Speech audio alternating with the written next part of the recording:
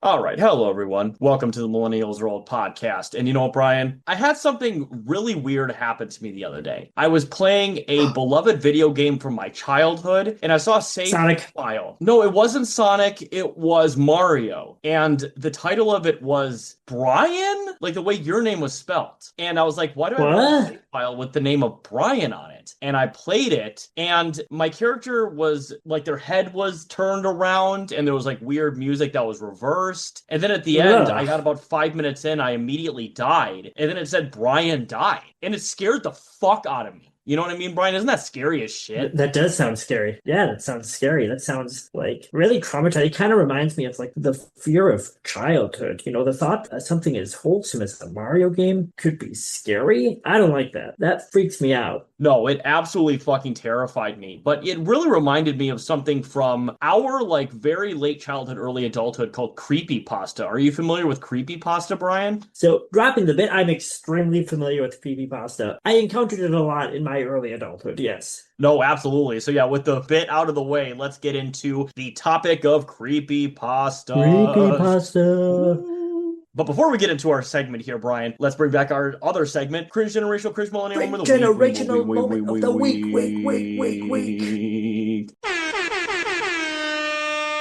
Woo! Yeah! And you know, Brian, Yeah. this week I gave you a fair warning of what it was going to be. And Yeah. you and I both know exactly who the fuck this person is, but I think it's time to finally talk about Graham Plattner, the, at this point, pretty much only Senate Dem candidate in that primary, because the primary, as of recording, is literally tomorrow. And I can Yeah. tell you what, Brian, it is a sad state of affairs when somebody like Graham Plattner is the best in that field. That's very fucking depressing. Pathetic. Very Pitiful. pathetic. It is an indictment of the United States of America. Absolutely. And if this guy was just some empty suited centrist lib, it'd be one thing. But the fact this guy's kind of cosplaying our politics to a certain extent is really disturbing. Just straight up really Yeah. fucking disturbing. And that so And many like people are like okay with it, are going along with it. It's pathetic. it is. So to the audience at home who may not know, so Graham Plattner once again is the Democratic primary candidate in the Maine Senate race. Now, technically the primary hasn't happened yet. It technically is once again tomorrow as of recording, but he is the only major candidate. His nearest opponent, who is trailing him significantly by like 20-30%, dropped out like a month and a half ago. And I think he has like one other technically major other candidate running in that primary, but that person doesn't even have a Wikipedia article, so I'm assuming that they don't have a fucking snowball's chance in hell. So 99% is going to be Graham Plattner versus Susan Collins in November. And real quick to the audience, once again, who don't know who Graham Plattner is, so he is in his early to mid 40s, so once again, perfect elder millennial territory. He is a Iraq War veteran, to put it nicely. Even by those standards, he has some pretty problematic history when it comes to his military service, needless to say. He had 3 different tours, I believe, with Blackwater, which is, even by PMC private military contractor standards, was horrible. By those standards, was bad. It was so bad it had to be disbanded. It was that fucking terrible due to all the war crimes that they fucking committed. And he did 3 tours with them. This is the premier leftist in American culture right now. This is the guy for the left. This guy did 4 tours, 3 tours or 4 tours. I guess joined Blackwater, brags and laughs about being a mercenary. Even when he talks about it recently, he says, "Oh, I thought it'd be cool to kill people. It'd be a great life experience." Does not seem contrite at all. Basically is appealing to like people just, there's no left in America and people want one so bad. So if you throw them any red meat, they'll take it. And then this appeals to like a type of like, we always talk about the based lib. And that's part of what Plattner is like appeal. He's like, I'm not like some woke sissy. I'm a military guy. I've killed people. I have a fucking beard. And people are eating that shit up. Which Yeah, just eating might up that be fucking fine slop. if he wasn't so enthusiastically an agent of US empire. No, absolutely. And like, it's one of those things too where, a lot of people, especially on the sort of more like Twitter left and a bit more of the like third worldist left, like to obviously talk about his military service, but also people really emphasize, and this is just literally what he had. He admitted it pretty much right away, is that he had a Nazi tattoo. And it wasn't a obscure Nazi tattoo. It wasn't like the Sonnenrad. Skull. Yeah, it was the Totenkopf. The Totenkopf is literally the second most prominent Nazi tattoo ever. Like just straight up, like it's it and the swastika are basically tied for the most prominent tattoos. And his story behind it is even dumber because he's somebody who, once again,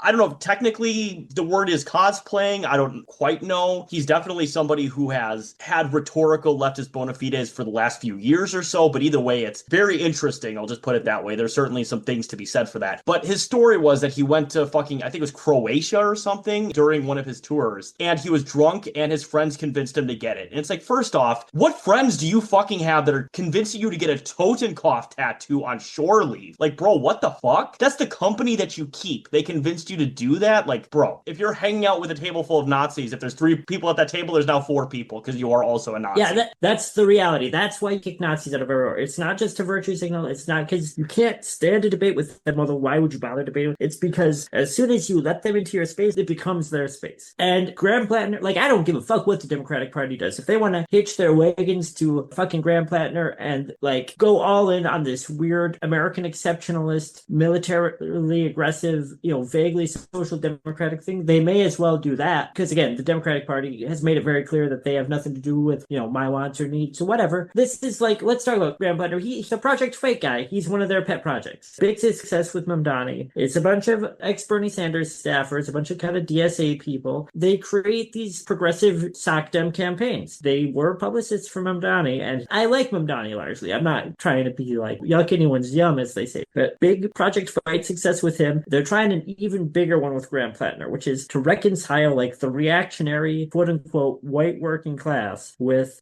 social democratic politics, which historically is pretty easy to do. It's one of those things, right, where, like, as a leftist movement, we're going to have to obviously reconcile the idea of having, former troops and even to a certain extent former members of the security apparatus as part of like a broad coalition at some point. But somebody like Graham Plattner should never be involved in politics, just straight up. He should not be involved in any political movement just due to his past and also the amount of associations he's had with far-right causes. Like, it's one of those things where if you want to have, a troop who did, fucking 2 tours in Iraq and, like, has PTSD from it and wants to fight and, didn't necessarily kill anybody, but yeah, exactly. Or, like, on top of it, like, just did, like, the behind-the-scenes shit. That's whatever. That's fine. I think that could be reconciled. But somebody who is a proud mass murderer, that's somebody who can't be involved in any leftist politics. I'm sorry. It just can't. You can't have that. He did 4 tours, and then he fucking joined Blackwater. And he brags about it, and he jokes about it, and he talks about what a great experience it was and how he joined because he wanted to kill people. It's one of those things, too, where he wants to have his cake and eat it, too, because I was like, well, I enjoyed it, but then he's also like, Susan Collins sent me to die, and it's like, no, you fucking joined. There's no fucking draft. And like I said, I do feel bad for the 18, 19-year-old kids in the middle of fucking nowhere who got duped in by recruiters or whatever. But, like, in general, I just hate this, like, oh, feel so sorry as me, I saw war. And it's like, what about all the people you've terrorized? Do you think about them at all? For the most part in the American media, it's always like, oh, our brave men and women. And it's like, yeah, well, what about the people who are, once again, victimized by our foreign policy that literally killed and displaced millions of people in the last 2 major, like, quote-unquote, successful wars that we had, which includes an invasion. But, of course, America hasn't had a successful war since, like, what, fucking World War II? Grenada? Panama? Like, what the fuck? What can you even count? Americans would tell you that they won the Korean War. I've heard multiple people say that. I don't know how you swear that. I don't see that one at all because technically speaking, even according to them, the Korean War is technically still going on because it was a stalemate. So you can't call that one a victory.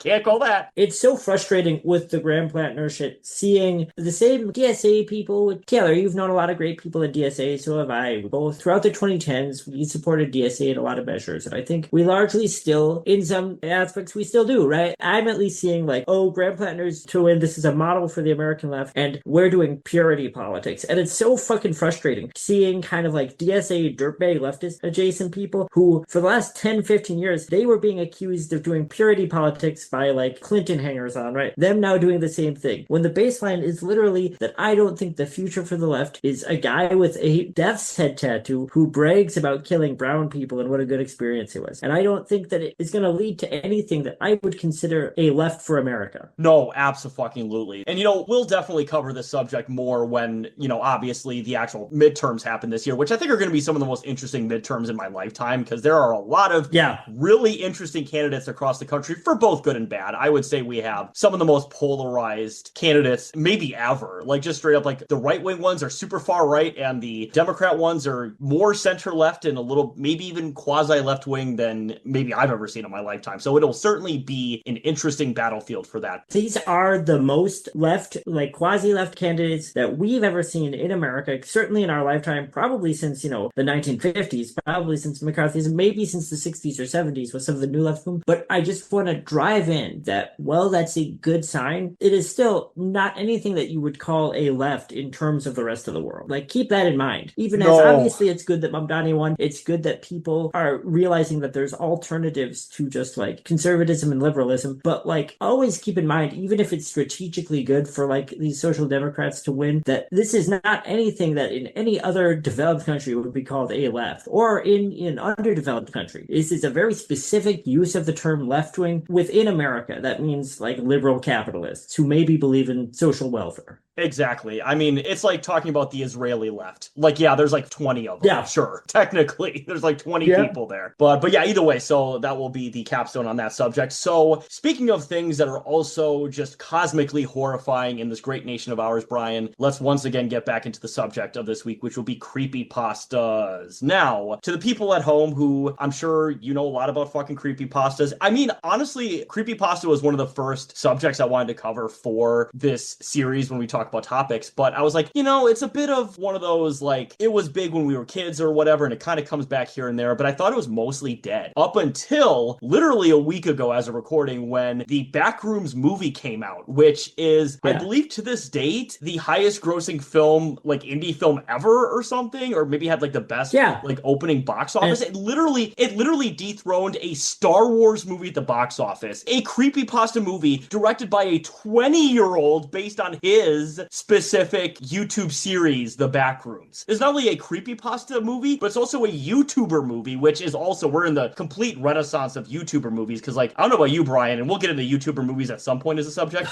but I remember as a kid, and like as a very young adult, YouTuber movie meant it was going to be the worst fucking movie you've ever seen in your entire life. It was absolutely the worst thing you like Doug Walker was the good YouTuber movie back then, like Nostalgia Critic and like that guy with the glasses and Channel Awesome. Like, remember Smile, the fucking Shane Dawson movie, or like Fred, I hated or that Smosh fucking movie so much. Garbage. But now, you know, like a couple of years ago, there was Talk to Me, and there was that other one that just came out. I can't remember what that one was called, but that was also really more good. Recently there was Obsession, which is made by Obsession was TikTok great. and YouTube skit guys. Yeah, and like I said, I mean, we are now in the golden age of YouTuber movies, because like I said, a decade ago, a YouTuber movie was the worst fucking thing you've ever seen, but I guess now that's good. And now, once again, we have another YouTuber movie in the Backrooms movie, which is, I think, a perfect time to talk about creepypasta. Now, Brian, I'm going to get into my intro with creepypasta real quick, but of course I want to hear your feelings on it. So, you know, creepypastas, as I remember it, was probably starting around like the mid to late 2000s. Got started on many websites. I would say most prominently 4chan, and your favorite website, Brian, Something Awful with Slender Man. Yeah. That's probably, up until very recently, I would argue that Slender Man was the most famous creepypasta. I'd say obviously Backrooms is now. But for a long time, Slender Man was like the creepypasta if you knew about creepypasta. And it got started on Something Awful. So, like, creepypastas, of course, like, just, it's internet folklore, internet horror. But yeah, they largely came out of 4chan and Something Awful, because those were two niche online communities that were very big and very influential, and they sort of were predisposed to, like, people telling stories. Like, on Something Awful for years, there were, like, stories, tales of the forums that people handed down. Creepypastas were, like, a natural progression of that, right? Yes, absolutely. And yeah, you're right. It's about internet folklore. I mean, obviously, you know, stories and spam emails and all that, of course, have been part of internet culture and just being part of the internet forever. I mean, obviously, I think like chain letters to a certain extent are a bit of a precursor to creepypastas. Like the 100th person, if you don't send this to 100 people, you know, La Rona will like eat you in your fucking sleep or whatever. Like, that's kind of a creepypasta if you kind of like twist it around a little bit. But yeah, I mean, a lot of these in the stories most like, literal sense it is, right? It's a copy and paste scary story. Exactly. Yeah. But yeah, you're right. It's internet folklore. A lot of these are, you know, creative writing exercises. Creepypastas in general, I would argue that there's obviously some amazing creepypastas that are great pieces of, once again, internet folklore and great creative writing exercises. There's a couple of good ones. I was going to say overall, though, but I would say a good 90 to 95% of them are just garbage, are just straight garbage, made by like teenagers, and not even particularly smart teenagers, just edgy teenagers or ones who maybe watch too many fucking episodes of, you know, Goosebumps or some shit. And like I said, just a lot of them aren't very good. But obviously I want to talk about the good ones first, because we're definitely going to get into some pretty infamous bad ones in just a minute. But in general, there's, I would say, 2 or 3 major varieties of creepypastas. So like I said, most of the good ones are usually the creative writing exercises and the interactive experiences. And a lot of them later on became kind of like ARG-like, which is also a subject I want to cover on the topics element of our show, which are ARGs. I think ARGs can be fucking incredible. Now, there's a lot of ARGs I hate. I really don't like the analog stuff for the most part because it's bad. Most analog horror isn't very good. Now, there's some good analog horror out there, but the problem I have with analog horror, I don't know if you agree, Brian, is that it's almost exclusively made by Zoomers. And nothing necessarily wrong with that, but they don't really understand what makes the analog technology actually scary. And it looks digital, but with an analog like veneer to it that's not interesting and takes you out of it immediately. I do like some analog horror. My criticism of analog horror as a genre is the same as my criticism of like why I think so many creepypastas are bad, which is that it's this thing where like it's combining everything that makes a story a horror story, whether it's a monster or a theme or a supernatural element or a death, just like the trappings of the scary to a form of media from your childhood. Now, I understand why, especially if you're a kid, that might resonate with you, that might make you feel creepy, that might make you feel uneasy, but it's the goofiest thing because it's like, let's look at the creepypasta thing of like, I found something and it's a thing I liked when I was a kid, but now it's scary. Now, if you're 15, that might seem really profound because it's this thing you associate with childhood comfort and it's so creepy now, but it's really just the ultimate obnoxious internet combination. It's A, niche topic that I want to talk about, B, nostalgia, C, like edgy blood and gore. It's all of these things thrown together, and of course it does boffo on the internet. People love that shit. No, absolutely. And like, once again, you talked about like the things from your childhood, which is in general, I would say probably my least favorite type of creepypasta. And there's like really two main variants of that one. There is the lost episode and the video game creepypastas and a little mini sub one, which is oftentimes like I went to an abandoned amusement park or theme park or whatever, and I found a monster in the basement of one of the theme parks or whatever. Like that's kind of like a mini one to a certain extent. Yeah. But it's basically like something that you saw from your childhood or had some connection to your childhood, and now it's scary, or like I found some horrifying element of it that recontextualizes something from my childhood that I didn't even think twice about, which I would argue that last one I said is the literal worst kind of creepypasta, and those are the lost episode creepypastas. There's only one good one, and that is Candle Cove. Candle Cove is one of the small handful of, so there are some good creepypastas, as Taylor said. They just work as good, well-constructed short horror stories, right? And they might have the trappings of like lost media or of the internet, but really it's just like a good classic horror story. Candle Cove is one of those. Unfortunately, its success led to a lot of really awful stories in its wake. Yes, absolutely. And, another bad thing about that is at one point Candle Cove was adapted by our favorite fail son of a monster, Max Landis. But either way, so Candle Cove real quick, so to the audience who don't know what Candle Cove is. So Candle Cove is, once again, I would argue maybe the only great lost episode creepypasta. And it's a story about a fictional forum where a guy's like, hey, remember this show from our childhood? And it's basically kind of like, there was like a Cartoon Network version of it that was very similar. It was like a pirate one or something, or like a sailor one. I can't remember what it was called at the moment. You would know more about that, Brian, because you know more about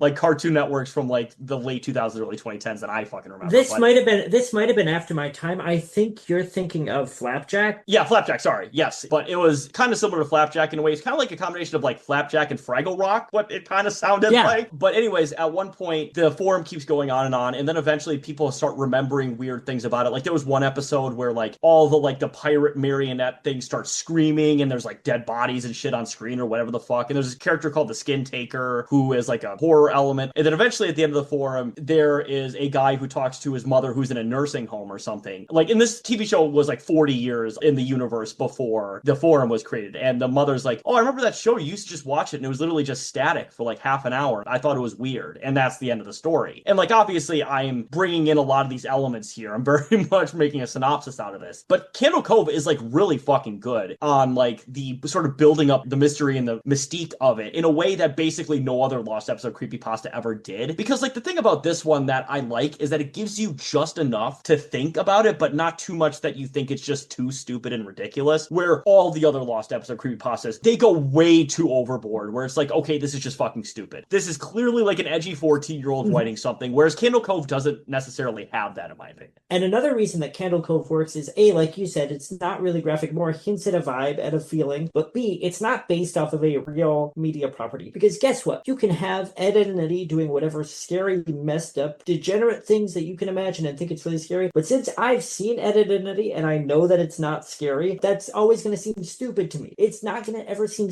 like scary if you say like SpongeBob killed himself, because it's like, well, that's stupid. Why would that ever happen? Because Candle Cove doesn't exist, we can create the scary scariest interpretation of it. Yes, no, absolutely. And yeah, you're right about like, yes, Squidward's suicide or Bart's suicide or all these stupid fucking things. Or to be fair, I would argue there's like, when it comes to like video game and Lost Episode 1, I think the only really good video game creepypasta, at least in my opinion, and to be fair, it kind of became a joke later on, but obviously it was created as kind of a multimedia project originally. But Ben Drowned originally was like a pretty unique creepypasta because once again, it was a multimedia project. It was something that was created as an ARG multimedia project where this guy found a cursed copy of Majora's Mask with a save file that said Ben on it, and it's like obviously a ROM hack or something, but it's integrated really well into the actual footage to where it could be like a cursed like fucking video game cartridge in that reality. Well, it is early on, it's really well made. Obviously later episodes became kind of too stupid and it obviously became really overdone, but the first like 1 or 2 episodes of it were fantastic, straight up. And part of the reason, again, that Ben, that's Zelda 64 creepypasta, part of the reason that works is because all of the scary things that are described and that you see in the multimedia accompaniments for that story, they are things that the author did by ROM hacking the software. So they're things that could happen. They're not so out of the bounds of possibility that it's like stupid, you know? It starts off as weird little things that if you were playing Zelda on the N64 and they started happening, it would get unnerving. It's also just using very classic, effective ghost story tropes. That's the same thing with Candle Cove, is it's using this kind of amnesiac, public access, scary media thing, but it's hinting at vibes and it's working with kind of tropes that you recognize. It's not trying to like freak you out by showing Ed molesting Eddie or whatever, which that's the thing I always remember is there's an Ed and Eddie creepypasta where it keeps saying that the characters act oddly sexual towards each other. And I was like, what? It's like, do they? Are you seeing something I'm fucking not? Like, they're clearly kids in that fucking show. That's hilarious. Well, I mean, that's the thing. Like, even with Ed, and Eddie, right? Like, there is a real life horror with that because the guy who did the opening animation was literally murdered by the police in a mental health episode. That's the real horror in that. You don't need to make it goofy. Like, there's a real tragedy to that. Like, come the fuck on. It's so ridiculous. And like, you know, obviously, once again, talk about like the good and the bad creepypasta. So of course, there's once again, way too many bad creepypastas to list. But I do want to list obviously some of the more infamously bad ones too at a certain point. Like once again, Squidward's suicide and Dead Bart, awful, garbage, stupid shit. There's just so much garbage that they add to it because it's like a lost episode. It's like the animators who made this, they committed suicide after writing. It's like, why would you commit suicide after writing a children's cartoon? Like because you were scared by it? Because like, what is scary about writing scared of that you could imagine such a scary Squidward? Why would anybody do that? It doesn't make any sense. Obviously, that's once again taking pathos because a lot of creatives have committed suicide, but that's not related to the fucking children's cartoons they made. Like, come the fuck on. There's nothing scary about that. Like, that was always the funniest one in all these creepypastas, the lost episode ones. Like, oh my god, when fucking Little Mermaid Lost movie came out, the guy committed suicide because the Little Mermaid died at the end. It's like, why would anybody do that? Yeah, listen, if you killed yourself because the Little Mermaid died at the end, you're gonna kill yourself for any reason ever. You're one bad bowel movement away from killing yourself. If that's the fucking case, there's nothing scary about that. Like, what the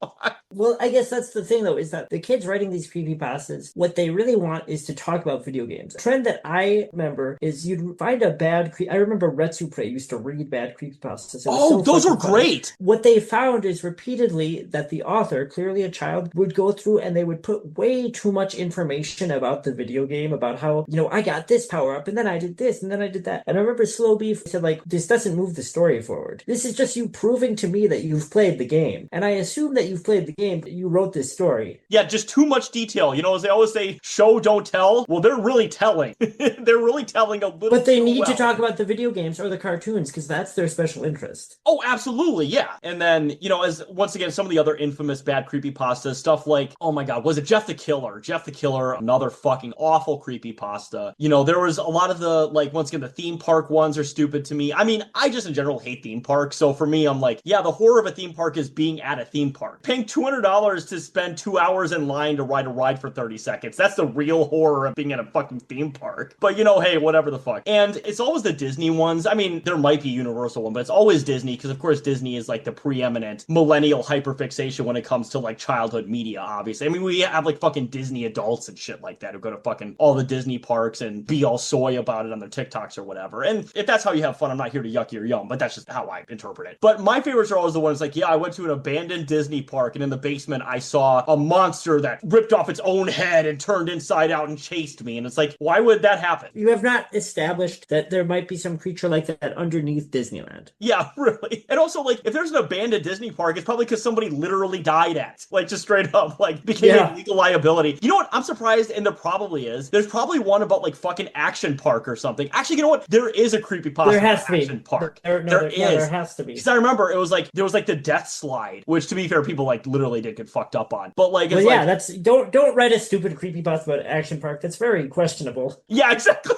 And then, once again, there's so many infamously bad creepypastas. We could make fucking 20 episodes about those. But I do want to, once again, get into, like, the actual good ones that aren't just, like, the lost media ones. So, for example, once again, the most popular one at this point is definitely the Backrooms. Now, the Backrooms, you want to talk about a fucking multimedia project. The fucking Backrooms is that. There's video games, there's YouTube ARGs, of course, there's the original creepypastas that were on 4chan, and as well, there was, of course, once again, the movie that came out like a week and a half ago as a recording. And it is something that has gotten millions and millions of views, millions of dollars, just millions of people thinking about it. And the Backrooms connection, Brian, obviously to my and your home state of Wisconsin, is of course the original Backrooms photo was taken in Oshkosh, Wisconsin, in a Wisconsin excellence. Exactly. It was in I think it was a remodeled Toy store in Oshkosh, a hobby town. And you know, there's been some other places that have been included in various parts of the Backrooms lore. And in fact, I don't think I've ever said this on the show, but a month and a half ago, I was in London, England, and the hotel I was staying at was the literal inspiration for one of the 2 Backrooms hotel in the actual Backrooms video game. Isn't that awesome? I was there. It's awesome. I was staying so there.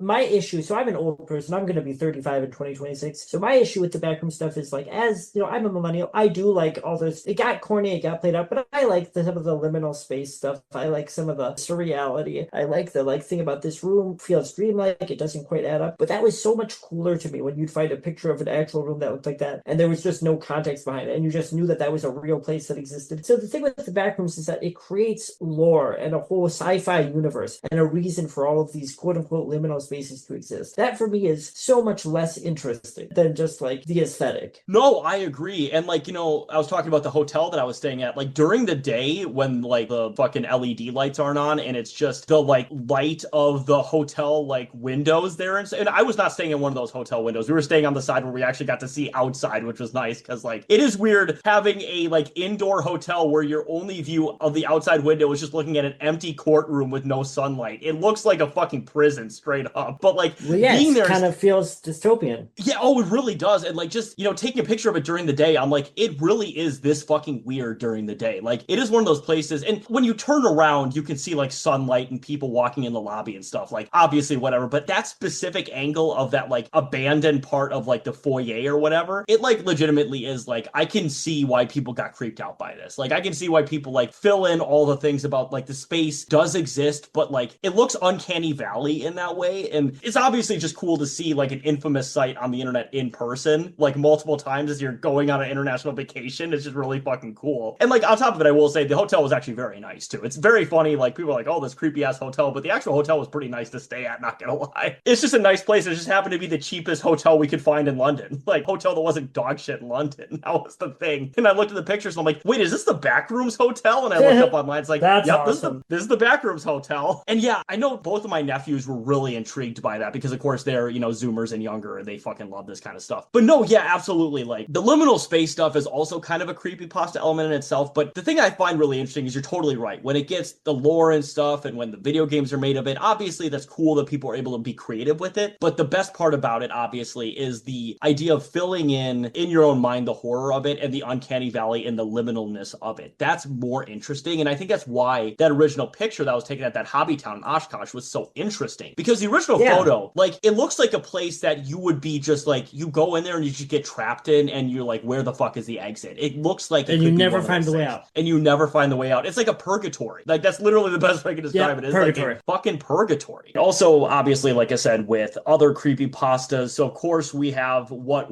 was the most well-read, infamous, legendary, however you want to fucking say it, one up until the Backrooms, which is, of course, Slender Man. Now, Brian, you were a Something Awful guy, so you know a little bit more about that era and that kind of forum where those things came from. Please tell me a little bit about Slender Man and the forum that came from, please. So, Something Awful, one of the first, like, hip, big, very online websites. Not only does it predate 4chan and Reddit, but literally both of those sites were founded by people who were banned from Something Awful message boards, which again predate 4chan, is that it was always very niche. So there was a million subforums on Something Awful. Every time a topic in the general forum would get really popular, low tax, the site's owner and creator would get sick of seeing it, and he would make a subforum just for that niche topic. Until eventually they were just these very broad forums with very niche communities that all kind of shared a general kind of snarky, ironic internet, millennial, Gen X and millennial vibe. One of the things that got really big on Something Awful was Photoshop contests. And one of the things that got big in that specific trend was paranormal Photoshops. Just taking pictures, Photoshopping them, making them look like scary. Kind of fun. It wasn't really my thing. When I was on Something Awful, I was more into there were these people that had really in-depth media analysis and conversations, and then there was just the ironic trolling section, which I was into. But on one of the Let's Photoshop Paranormal Images, someone makes the first Slenderman image, and the thread loves it. Again, I wasn't into this at the time, but I think the reason it takes off is because it's so simple. Sometimes people with their Photoshops would try to do these really elaborate things, but Slenderman is just a nice photo of a family in a park, and then a creepy, dark, shadowy figure in the distance that you could almost miss if you were just looked at it at a glance. So the thread eats that up, and they start creating all this lore for Slenderman. And eventually it breaks out of Something Awful and becomes this huge thing. There's this Marble Hornets YouTube series, but really that directly comes from Something Awful, and probably some other trends in creepypasta, just because it was such a big part of millennial internet culture. I would say if there's something that maybe was inherited from Something Awful other than Slenderman himself, it might have been some of the kind of baby boomer and Gen X media fascination, this kind of creepy analog horror thing. Because that was a thing Low-Tax was really into, was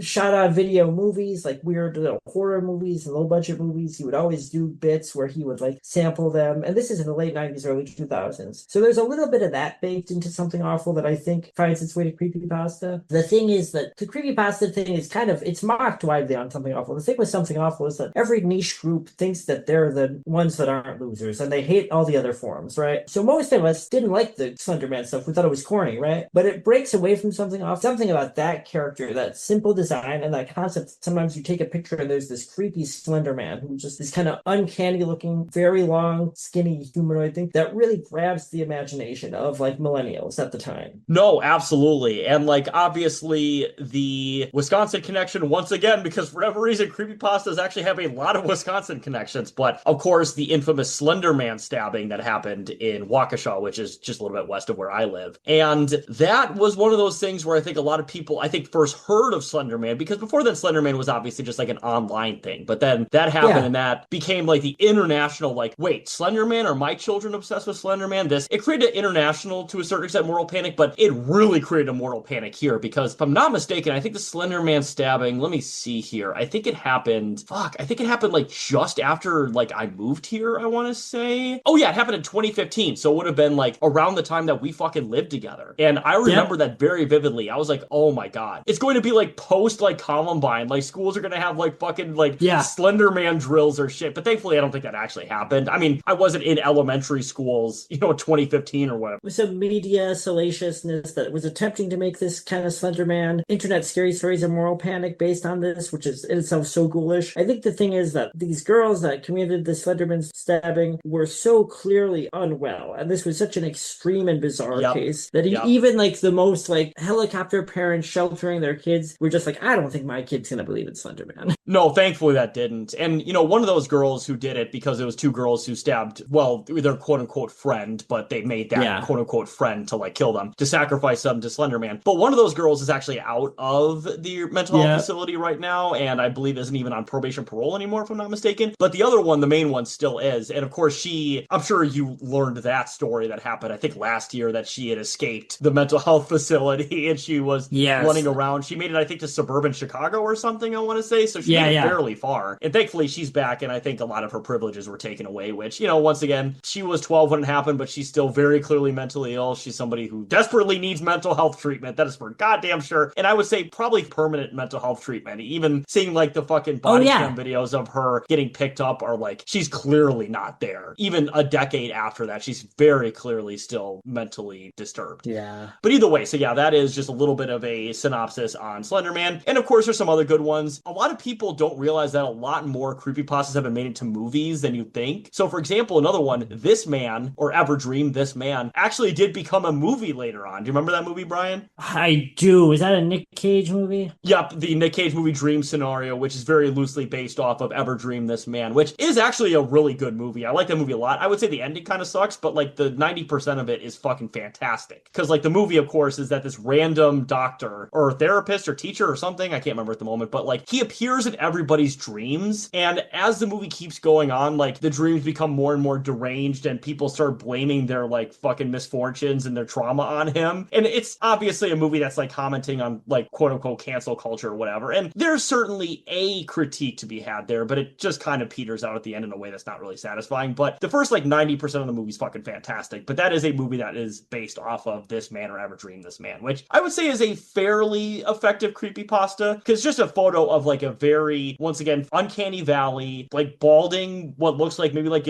some sort of white guy, for lack of a better word. And it's like, wait, did I see this guy in my dream? And it's one of those things where in the ARG mindset of that creepypasta, you could imagine the world where everybody just sees the same person in their dreams and eventually becomes more deranged and disturbing. That is like an interesting idea. You know what I mean? Like that can be an interesting idea. Yeah. You could do something with that. Oh, absolutely. Yeah. And another one that I totally forgot, talk about multimedia project, holy shit. But another very famous creepypasta that is, of course, very similar to the Backrooms in a lot of ways is SCP. Now, SCP is by far the most involved creepypasta ever. Like there is entire forums about it. There's, once again, the creative writing project element of SCP is really interesting. I think it's genuinely one of the best like collaborative projects on the internet. Would you agree with that, Brian? SCP, I think is fantastic. Oh yeah. SCP is just really impressive, really good creative writing. I kind of think of the Backrooms, which is also an interactive world building project, as kind of like a more sophomore version of SCP Foundation. People are doing cool collaborative creative writing projects, but a lot of people who really understand conspiracy theory talk and horror and creature features and the history of science fiction as a genre and kind of like conspiratorial thinking put a lot of good work into SCP Foundation and making it really interesting and really fun. And the Backrooms is, I feel like, just kind of repetitive, and it kind of adds lore to this liminal space stuff that doesn't need it. But that's really the massive appeal of both SCP Foundation and the Backrooms is the interactivity of them, right? That everyone can take part in this infinite world building. Yes, and SCP does the thing that I think doesn't do the thing that I think the Backrooms fall into, where it's just too expounded upon. And also the Backrooms is just eventually kind of became a mockery and a joke in itself to a lot of people. Like, you know, of course, there's the like fan games where there's like levels where you get chased by a disembodied like Kanye West head or whatever. Like that's like a shit post that can be kind of funny, but obviously nobody's seeing that as scary anymore. But the SCP thing is generally always taken pretty serious. You know, once again, this SCP is creepypasta, or there's creepypastas inside of the creepypasta. Like the whole thing is that all these SCP monsters. So I'm sorry, real quick. So SCP is in this alternate reality. There is this like facility, this like top secret government facility where basically all the world's monsters are held, like literal monsters, like literal like extraterrestrial and like supernatural beings are held there. And there's always these like little stories about what they are and what their abilities are and like all their precautions, the level of security that there needs to be and stuff and all that. And of course there's been video games made of that. And there's obviously some great creepypastas in there. Like the one about like there's one monster where to get it back in its cage, it needs to be like feasted on by somebody who's in severe pain. So there's like a leg breaking machine and stuff. Like that's fucking terrifying to think about, right? Or like one where it's like it's invisible, but it's like, I can't remember exactly, but it's like a little box in the thing, and if you look at it for too long it makes you insane or something. Like there's so many of these, and I'm of course just once again scratching the surface of this great multimedia creative project, but they did a really good job of making almost all these SCP monsters really fascinating little archetypes where they give you just enough info to make you scared, but not too much where you're like, this is kind of stupid. And to be fair, the SCP thing where the Backrooms thing isn't there is SCP, even though it is a creative like collaborative project, there are rules. Like you can't just like post like, oh yeah, there's a monster which is my brother's shitty diaper or whatever. Like you can't just do that. You know what I mean? In SCP. But like there are parameters, but people are able to make creative elements of it, which is why I think SCP is probably, I would argue, the best overall creepypasta in my personal opinion. I don't know if that's your opinion, but I would say that's probably my ultimate favorite is SCP. I actually have had a friend that contributed contributed to SCP Foundation, was a really good writer, and I'd always read all of her bits that she'd send me for them. I haven't dove into the SCP Foundation enough to say it's my favorite, but like almost everything I've read from it, I really admired. I think I've said that when we did most often did movie reviews and stuff, I'm a big fan of just creatures. I'm a big fan of monsters. I'm a big fan of monsters that aren't ghosts or aren't zombies or aren't slashers, that are some distinct, interesting creature. And the people that do SCP Foundation, they've created so many just cool, singular, enigmatic monsters. Almost any SCP Foundation entry you read could be the launching pad for a movie or a short story by itself. No, absolutely. It's really fucking cool. And like I said, it's just one of those things. I'm glad that it exists on the internet, that this thing that is once again pretty cringe for the most part on the internet was able to be turned into something that's just a great creative collaborative writing project that, yeah, absolutely could be the launching pad for an entire cinematic universe of like horror. So I think it's really fucking cool. But either way, I think those are all the general like trends and genres and good creepypastas I want to cover. Do you have anything to talk about, Brian, before we get to our pluggables, or any parts of creepypastas you want to talk about? I think we pretty well hit it. The other thing that I would like to just, it was a big influence, and there were tons of creepypastas made about it, I think just because it made such a big impact on millennials, was the Lavender Town music from Pokemon. That fucking stupid music. There are so many people my age who think that's the scariest thing in the world. And that's ultimately what I think the thing with creepypastas are. It's mostly stupid, harmless, but pretty obnoxious, frustrating writing exercise, creative writing exercise by some very young kids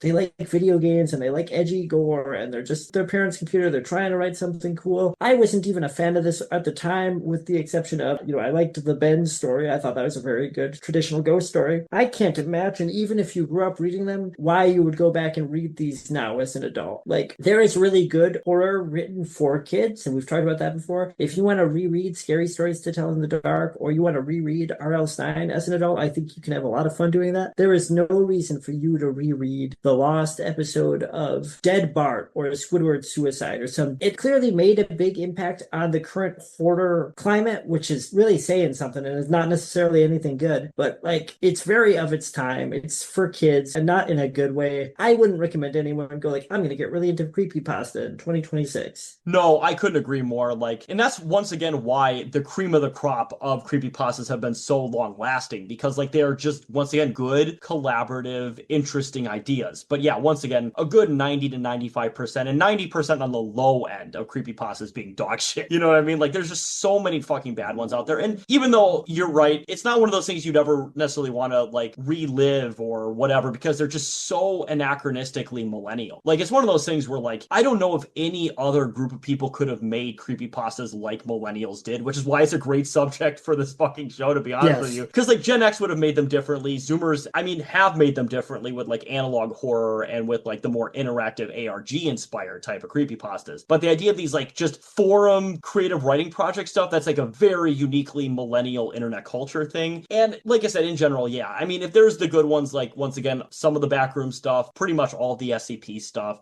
some of the other early creepypastas like Ted the Caver, and a couple lost media ones, one or two good video game ones, I think they're cool to see where creative writing projects on the internet started. But I do agree, Brian, for the most part, I think you could skip, I would say, once again, probably a good 90 to 95% of them. Now, if you're interested in just like reacting to like just bad media and getting a chuckle out of it, that's funny and that's fun, and that can be fun, like Retsu did with their fucking creepypasta thing where they'd play video games that were mods inspired by that. That's just really fun. Like an MS3TK thing is really fun. But if you're looking for quality story writing, I would probably avoid most creepypastas, if I'm being honest. That's a great point. If anyone listening to this who didn't grow up with them wants to experience the bad creepypastas and see how bad they are, go to the now inactive YouTube channel for Retsu and go to their crappy pasta playlist and listen to those, because Slow Beef and Diabetes and all their kind of clique, it's extremely millennial internet. They were so cool. They were so funny. One of the best like online things of that era, and they will give you such a great sampling of bad creepypasta so that you can understand what my fucking problem is with it. No, absolutely. And the people who are like, obviously you and I, Brian, know who the fuck Retsu are, but all these people are like, who the fuck are these Retsu losers making fun of my favorite shit? Here's the thing. Slow Beef, one of the guys on Retsu literally came up with the concept of Let's Plays. Just to be very clear, he is not some niche internet figure necessarily. He is somebody who is very influential, and on top of it, has also made his own video games too. I have one of them in the Steam library. I'm meaning to play it one of these days. But either way, Retsu Diabetes, cool fucking guys. There are people who tried to make the video game version of MS3TK, and I think obviously they did a better job than almost any Twitch streamer and fucking Let's Player today. By almost any standard, they were the best at it. In the near future, at some point on this show, we're going to do a podcast about like first generation Let's Plays, or specifically, I mean, there will be a lot of talk about Retsu Prey and Something Awful and the infamous Let's Play rules and YouTube feuding, all that shit. So someday soon we will do that for you guys. Oh, absolutely. And to the audience at home here, as a little bit of a preview too, obviously Brian has more of the, once again, origins of Let's Plays, but of course I have mine as well, and boy do I have some fun memories of those Let's Play days, because I had, not necessarily I would say a surface level, because obviously I delved a little bit deeper, but like, and once again, I did not ever get into like PewDiePie or any of that kind of garbage. And the fact that like he's now is seen as like kind of the elder statesman of Let's Plays and culture is so funny, because at the time he was reviled by almost everybody. He's still a piece of shit, but he was such a piece of shit back then. I don't want to get too into it now, but in retrospect, I think PewDiePie blowing up and becoming, doing what he called supposed Let's Plays, and kind of the most popular, internet personality at the time, I think that was the writing on the wall that like this era of like video game content online that I had loved so much and tried to contribute to as a kid, that it was over. And that's the thing. I mean, that's why, as we talked about with the fucking Creepypasta things, like some of these are so interesting. Like the earliest major one I can think of is Ted the Caver, which is once again a great creative writing project online. Yeah. And then eventually it became Jeff the Killer and a bunch of other fucking garbage. That's eventually what it became. Like there was a like golden age of like generally good creepypastas that kind of fell apart because frankly too many people knew about it and brought their own dumb shit to it, to be honest. And like with everything, whether it's a style of music, like a subgenre, whether it's a literary format, the best works that lay the foundation for like a great movement are done before it exists as a style, right? So like just as an example, like with punk music, the Ramones and the Clash, and even into the late 70s, early 80s, Black Flag, Dead Kennedys, those are great bands, but punk hadn't codified into quote unquote a sound yet. So they were just kind of doing weird shit that they like. Now, once you get to the second or third generation, people say like, oh, this is a style. Creepypasta is a style. So I'm going to write about video games, and I'm going to have amnesia, and I'm going to have bleeding cartoon characters, and they use all the tropes, and then it sucks. Yeah, exactly. The Cave Diver story was cool because it was just a simple, creepy story that you just found organically online. Yeah, exactly. And, it's one of those things where obviously that's not necessarily a bad thing that it becomes more democratized, but it definitely can make it worse, and creepypastas are definitely part of that, and Let's Plays are really, really, really part of that. They really fucking are. But either way, so yes, that will be the end of our subject here on creepypastas. So, without further ado, talk about other things that are also creepy. Let's get into our pluggables here. So, you can follow me at Carlos Chantor on Twitter.com. And as well, please subscribe and follow us on both our YouTube and our Spotify channel, where we are uploading every episode simultaneously to both platforms. And as well as always, please donate to Lucifer and the Father campaign. Of course, a good friend Scott, Shaw, and Robert are creating a fantastic series. We just did an episode with Scott a few weeks ago. I am going to start editing that probably this week, but I've been very busy with the coming holidays and stuff like that. And now it's, not technically summer, but you know what I mean? It's basically the summer season. So there's a lot of shit to do around me, and I'm a very busy man in a good way. But either way, I will get to editing that episode very soon. But of course, speaking of editing, they are in post-production of their Lucifer and the Father series. I believe they're still on episodes 2 and 3. Is that correct, Brian? Or do you have any other updates? Nope, that is correct. I talked a little bit with Scott, so we're going to have a longer conversation, and he's going to kind of fill me in on what's going on. As it's been for a while,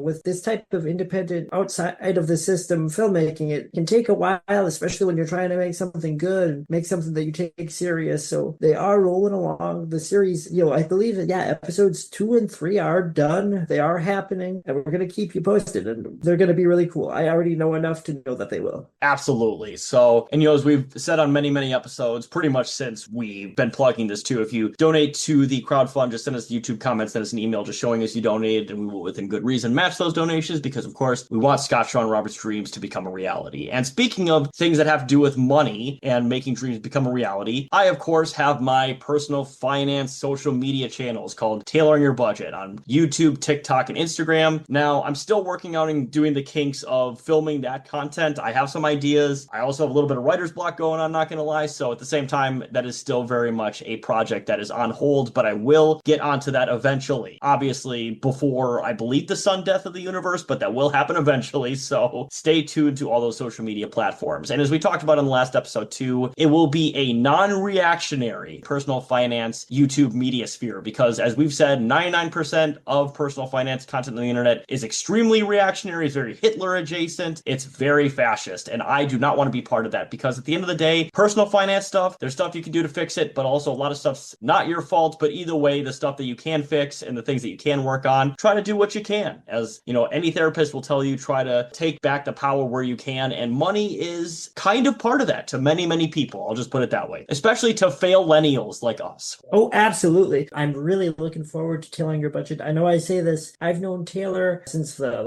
early 2010s now. I remember he was always on top of budgeting and finance, and we used to say like, oh, what are you going to do? You're not going to retire. You're not going to do anything with that money, because, you know, most of us, we just, you know, we're like stupid kids. We're like, what's the point in that? And we used to kind of clown on Taylor for like having all of his finances kind of planned out. But here we are, you know, in our 30s now, and he's rolling. It's fucking egg on our face. You know, sometimes when people say they're giving financial advice, it's like, fuck you. Advice that Taylor is giving out is going to be actionable and practical. Probably advice that you could do well to learn from. Absolutely. And like I said, I will never do stupid reactionary advice. Like, well, to be fair, talk about stupid, financial advice. As we've said on many episodes now, as part of the Patreon tier that I have, we hit like $10,000 a month. I will rent a Bugatti and visit Brian several times a year. We will teach Brian to drive the Bugatti. And I promise you that will be an interesting series, but it will happen. That will be our first piece of reactionary content for it. It'll be like, what, you can't afford a fucking Bugatti? My friend is driving it. He can't even drive.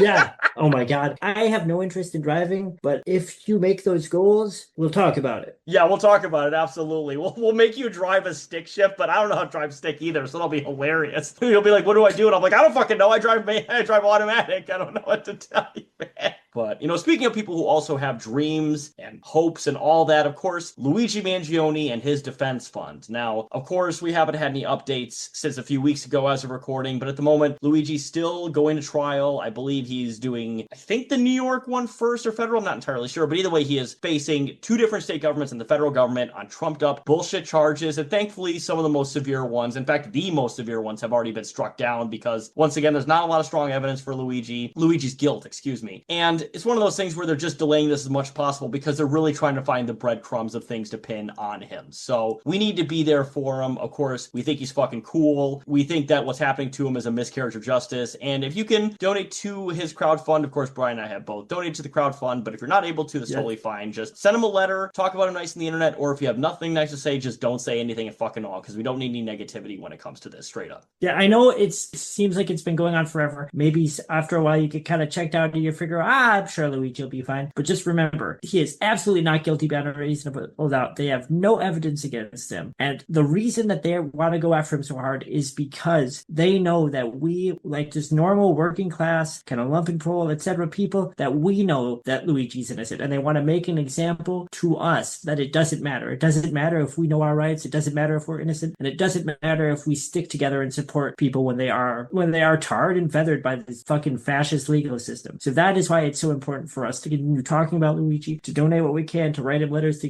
keep people talking about him, because he's innocent. The only reason that they are doing this is to make an example to people like you. No, absolutely. So just like we said, if you donate to that crowdfund, just like with Lucifer and the Father crowdfund, just send us a YouTube comment, send us an email showing us you donate, and we will within good reason match those donations, because of course we want Luigi to have the best possible trial. And speaking of people who once again go through trials and tribulations and whose life is really just creepy. I also ate pasta earlier, so that's where it's relevant to this. But we also have a Patreon page. So, of course, we don't have any patrons at the moment, but become our very first patron today. As we always say, the first 48 hours are the most important, and our $5 tier is if you once again become part of that tier, you get every episode 48 hours early. Because when you're talking to your normie coworker who always comes into work wearing fucking Cookie Monster pajama pants and fucking Osiris shoes, those fucking purple and green ones for whatever the fuck reason, and you're talking to them about Creepypasta, and then they're like, oh yeah, I remember Jeff the Killer? That was so fucking scary. I remember that. Remember the fucking giant eyes and the white face and the just really good storytelling? And I'm getting scared right now thinking about it. Oh, absolutely. And you'll just be like, yeah, I remember that being really good. Well, these guys have some interesting opinions on how it relates to the millennial kind of fail experience of being in this sort of once again, liminal space kind of uncanny valley reality where scary things can and can't exist. And they'll be like, yeah, well, my fucking bitch ex-wife took down my fucking Creepypasta online account and I'm really fucking mad about it. You're like, like, that's really cool. When was the last time you got to see your kids? You'll be like, I don't know, I get to see them every other weekend, I guess. You'll be like, okay, great talking to you, coworker. Creepypasta divorced dad is perfect. Yeah! Who once again comes into work with Cookie Monster pajamas and those purple green Osiris shoes at work for some reason. Part-time 7-Eleven job where he works at Tom Myers. I think that guy was the inspiration for the bong hit transplant joke, if I'm not mistaken. I could be wrong about that. But either way, yes, become a patron of ours today. And then, Brian, do you have any pluggables as well? So as always, you can follow us on Instagram or Threads. That's the podcast at Millennials Are Old Pod. That is on Instagram and Threads. That remains the best way to contact me regarding the show. So if you have feedback, if you have complaints, if you hate us, if you want to send us glowing fan poetry, if you want to do a Gamergate on us and dox us and make me have to leave my house like Anita Sarkeesian, you can do that through Instagram and Threads at Millennials Are Old Pod. You can also follow us on Facebook at 3 words, Millennials Are Old. That's all. Millennials Are Old. Additionally, you can follow me personally on Instagram or Threads and Threads at JLO Biafra, all one word. JLOBIAFRA. I am going to be putting up more stuff, so not any big projects, but I have started a Substack account, so I'm going to start publishing just probably similar to this type of stuff that we talked about on here, but a little more polished pop culture analysis and sociopolitics, things that I'm reading, things that I'm kind of grappling with, stuff about like music history and,